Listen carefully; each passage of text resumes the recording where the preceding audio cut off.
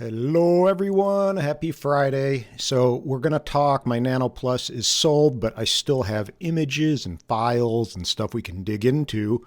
So I'm going to try to do a pretty easy workflow and give you guys an idea how to work through those troubling RAWs with the color cast. So we have this guy right here, but we're not going to look at that. We're going to start from the beginning. So I just put in my micro SD card for my Nano Plus. We got this little guy right here.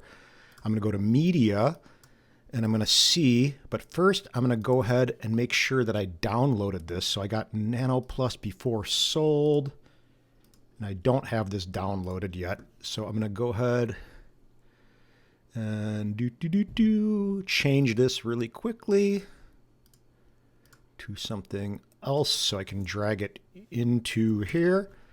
And we're going to go right here, boom, and let this thing copy over. But essentially, I have a friend in Hawaii, for example, who sent me some images, and he's like, the JPEGs look better than the RAWs. And I'm like, well, I don't know about that. I guess it's whatever works for you.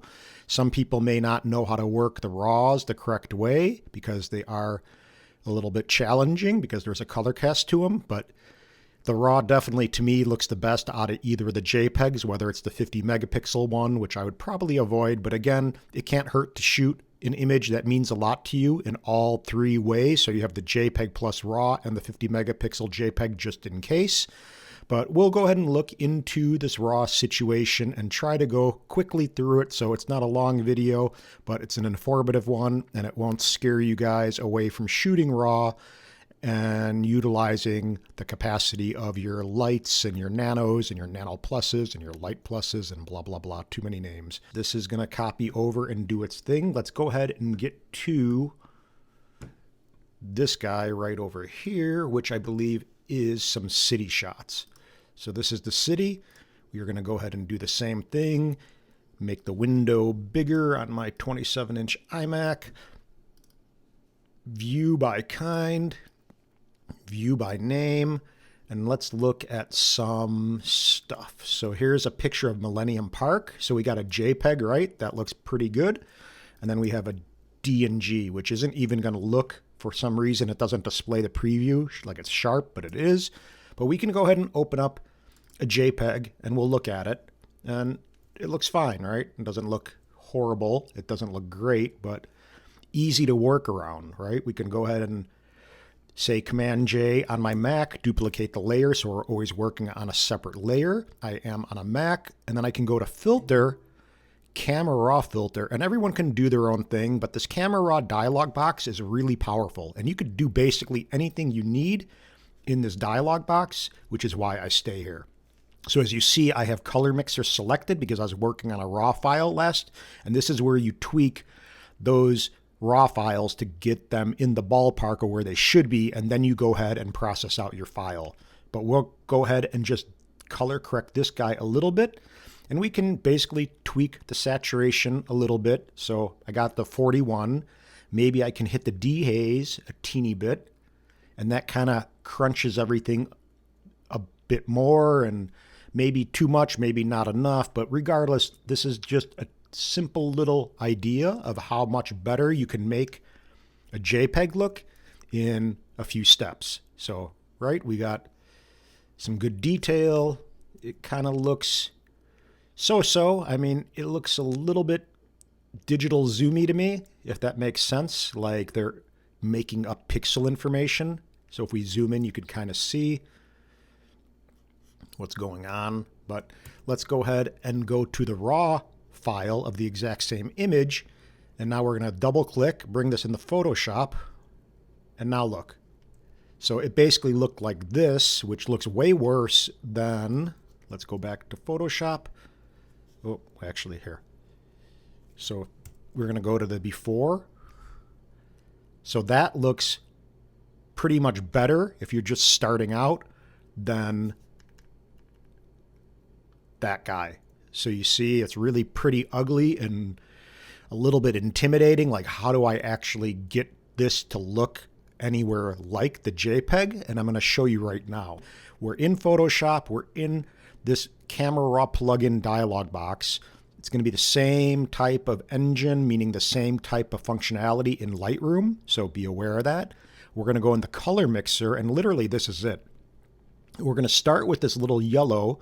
I'm going to click on that, and I'm not going to play with the saturation, the luminance. I'm going to only affect the hue. So I'm going to slide this to the left a little bit,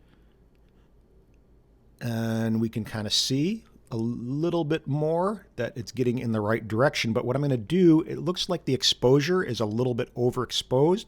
So I'm going to bring the exposure down a teeny bit, and then I'm going to go back to this color mixer panel. And now we can play around a little bit more. And I'm just going to go ahead and play with the hues in all of them and just essentially, see, it's not really doing much. So I'm going to hit Command Z and just basically not affect it at all. And then we're going to go over here. That doesn't seem like it's doing much. Maybe, let me see. Okay, so the blue is going to affect the sky. Maybe we'll get, let's see, stop right there.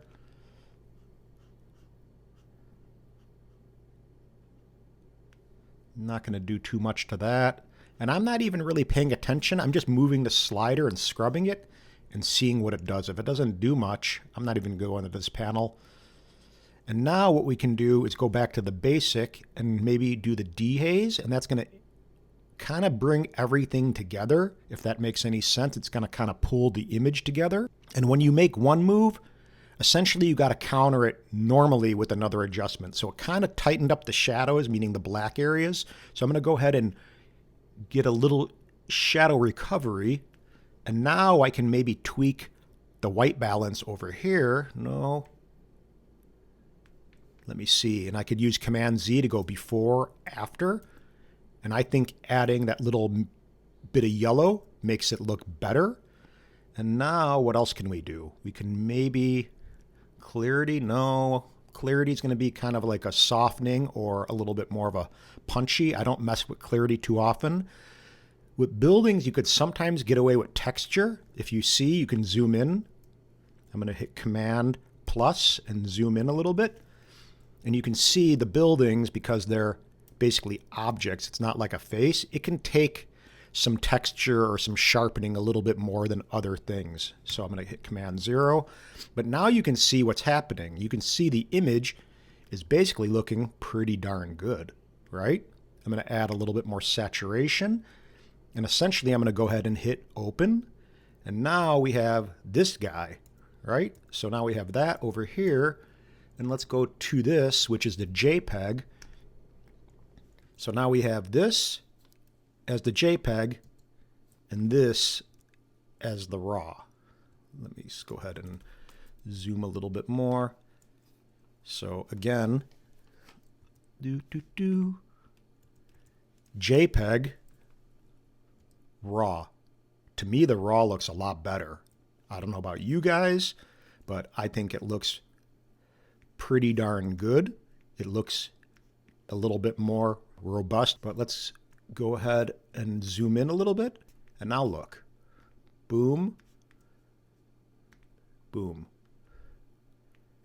We're going to zoom in a little bit too.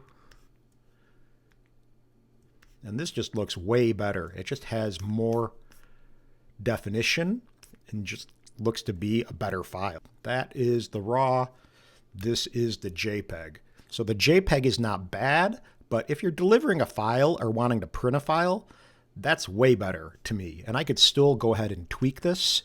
So let me go ahead and take it a little bit further. I'm going to essentially go in and increase the exposure. Maybe I'm not even going to increase the exposure of the sky. So I'm going to do a linear gradient. And what I'm going to do is just affect the red part is what's going to be affected. And I'm just going to bring more attention, more brightness to the bottom, the foreground element. So boom, like that. Maybe do a little highlight recovery for something like this zone down here. And let me play with the color a teeny bit. No, maybe. Yeah, I like that a little bit more. Maybe. Subtle, but it doesn't really matter. And I'm going to hit OK. So see what it did? It just kind of cleaned up this foreground, which is nice. And now we have a proper file. If we want to print this, I'm going to go ahead and rasterize, meaning flatten this guy. Now we see a couple things when we're shooting this kind of stuff like architecture. See how the buildings are leaning? That's going to make you look like you don't know what you're doing if you keep this image this way. So what I'm going to do is go ahead and zoom in a little bit, or out a little bit, I should say. I'm going to hit Command T, which is going to set me up for transform. And I'm going to go over here to distort. And now what I'm going to do is hit Command R to give me some guides, some rulers. And I'm going to drag them out, say right over here, and maybe one right over here for this building towards, it didn't stick. Oh, why isn't it sticking? There we go. I was hiding them somehow. So now we hit Command T. We got to make sure I'm in distort again. I am. And now I can go ahead and maybe pull out this handle. No, why is it not? Let me escape out of here. Hit Command T one more time. Distort. Now it should. There we go. And I want to make sure that this building is straight, essentially. And this guy, I'm going to pull out the handle a little bit to try to get this building right here straight. A little too much. And these are the subtle details that will make you look like you kind of know what you're doing.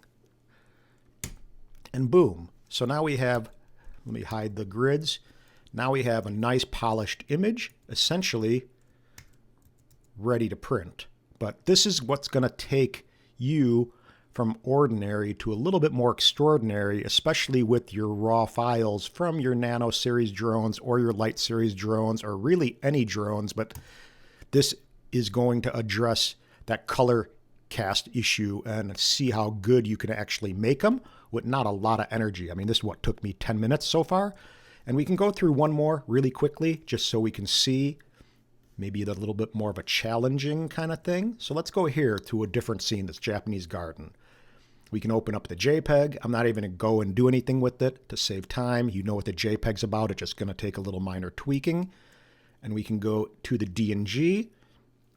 Now we see it kind of does not look great. So what we're going to do is go back to Color Mixer. And we're going to go to Yellow and start out there and shift the hues. And voila, getting right in the good direction pretty quickly. And now we can go ahead and maybe hit dehaze a teeny bit. Hit the saturation slider a teeny bit, not so much.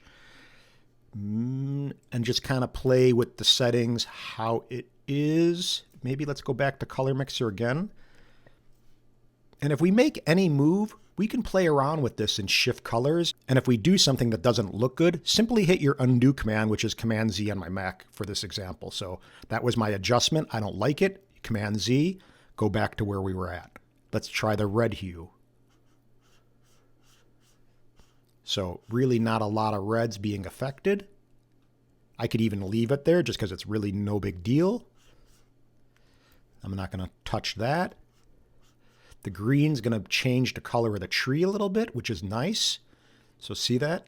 Kind of turning a little bit nicer green. And we can stop right there. We're going to open this up. And now look. So we went from the very beginning.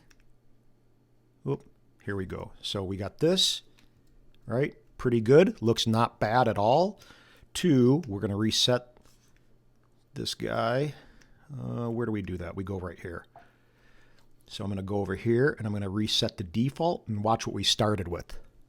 Boom. So this is what a lot of people are seeing with their nanos and their lights, and it really is kind of gross and intimidating, and it's easy to say it doesn't look good, but with a little teeny love and finessing, you can get it to look like a really good raw image. And now look, we got nice detail, we got nice color throughout the image, and it is going to be a stronger file than your JPEG. So I'm hoping this helps, guys. Let me know in the comments below. I'll leave a little link to my Buy Me a Coffee thing that helps out the channel a little bit and gives me a little bit of love. But hoping this helps you guys out and gives you a little bit of love. So go ahead and fly your nanos and your lights, shooting raw, and let me know what you guys find out with what you can do with your raws and if you have any difficulty. So anyway, let me know. And aloha. Have a good weekend, guys. Bye.